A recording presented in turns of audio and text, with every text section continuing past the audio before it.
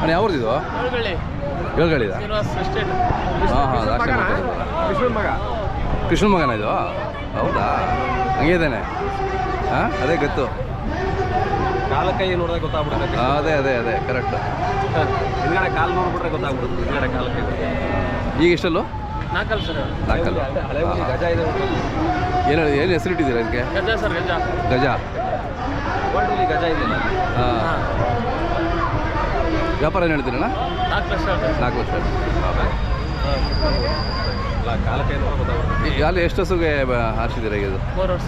3 ವರ್ಷದಿಂದ ಎಲ್ಲ ಒಂದು 500 ಹಸುಗೆ ಹಾರಿಸಿದ್ದೀರಾ? ಹಾಂ, ಹಾಕಿದ್ದೀವಿ. ಕರುಗಳು ಚೆನ್ನಾಗಿ ಬಿದ್ದಿದೆ? ಕರುಗಳು ಚೆನ್ನಾಗಿದೆ. ಹಾಂ, ನಮಗೆ ಹೆಸರು ಮತ್ತು ಮೊಬೈಲ್ ನಂಬರ್. ಸರ್ ಬನ್ನಿ ಸರ್, ಕಡೆ ಸರ್. ಸರ್ ಸರ್ ಓ, ಅಣ್ಣವ್ರದೇನಾ? ಹಾಂ, ಶ್ರೀನಿವಾಸ ಅಣ್ಣ ನಮಸ್ತೆ. ಹೊರಗಡೆ ಒಳಗಡೆ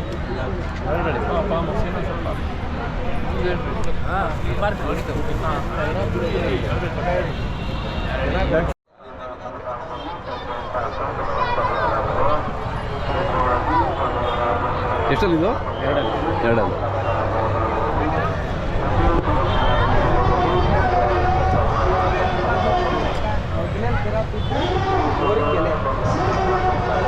ಶ್ರೀನಿವಾಸನ ಭಾರಿ ಇದ್ದಾನೆ ಗಜ. ಹಾಂ, ಕರೆಕ್ಟ್. ಕೈ ಮುರಿದಿದ್ದ. ಹಾಂ ಹಾಂ.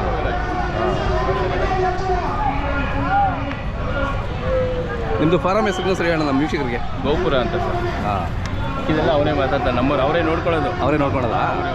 ನೋಡೋದು. ಹಾಂ.